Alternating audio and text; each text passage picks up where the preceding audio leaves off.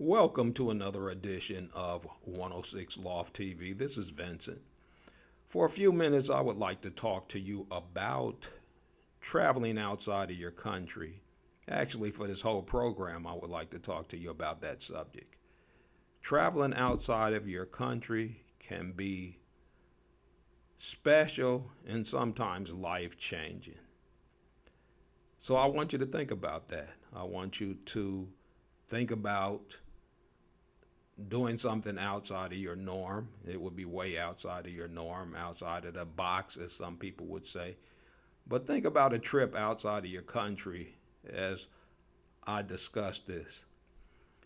For several years or more, I have been traveling to the Philippines. I call it a half world away from me. I live in America. Average working guy living in America. So it is something very much outside of my norm, but it has been very rewarding. It takes a lot of planning and preparation to travel outside of your country.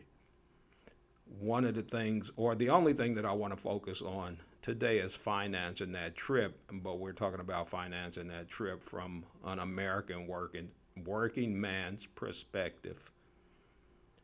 After my first trip to the Philippines, of course, I developed a better and better framework of planning and preparation for the trip.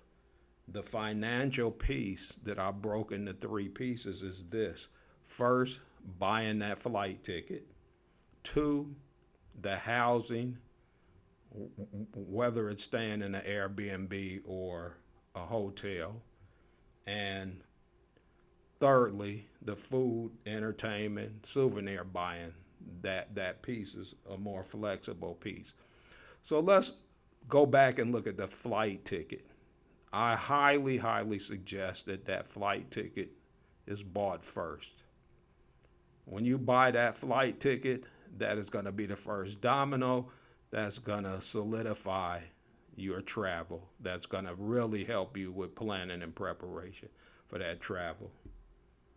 Secondly, your housing. My suggestion is you stay at least 3 to 5 nights in a hotel.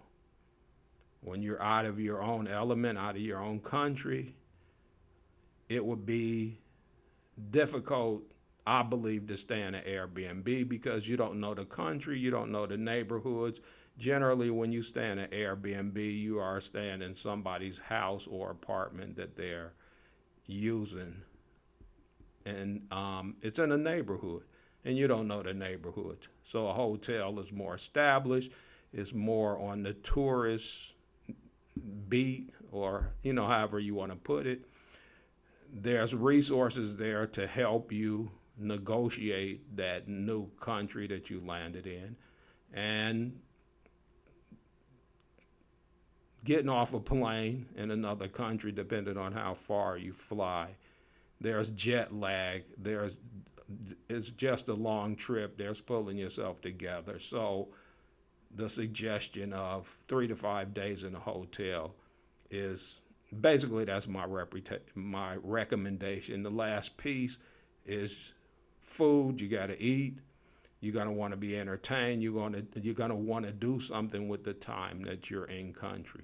But it's a very flexible piece based on what the flight ticket could cost you and what housing can cost you. Housing is probably your biggest piece in terms of financing it.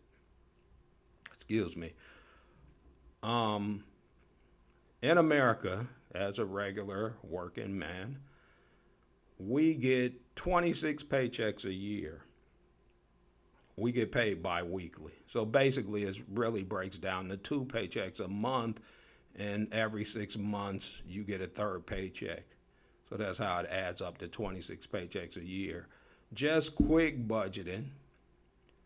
When you get one check, you pay for your rent or mortgage and car note. You get that second check, you pay for credit cards and food and that sort of thing. And so that's kind of a loose way of budgeting your money. You save some of the money and all of that. But basically, I'm saying that you do it on two paychecks. And so 6 months into the calendar year or somewhere in there, you get an extra check a third check. I suggest you take that third check and buy your flight ticket, and whatever monies is left over, you're going to put that aside for your trip.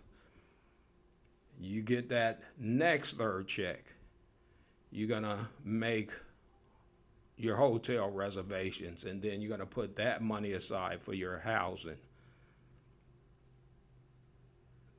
The next check is this is kind of a check that some Americans get and some don't, depending on how you structure your taxes. But a lot of Americans get tax returns. And so that third check I'm going to put aside for my food, entertainment, and souvenirs and anything else I do. And so that was the structure that I used to make it easier to finance my trip without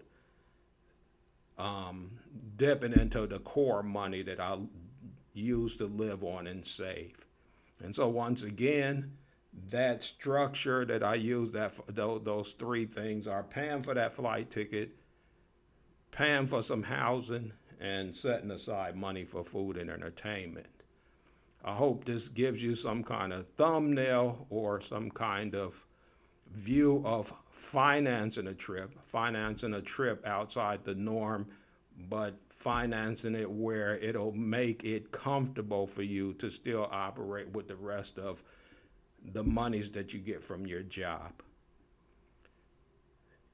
I would love to hear comments on that. I would love to hear comments on it. This would at least give you some thinking about financing a trip.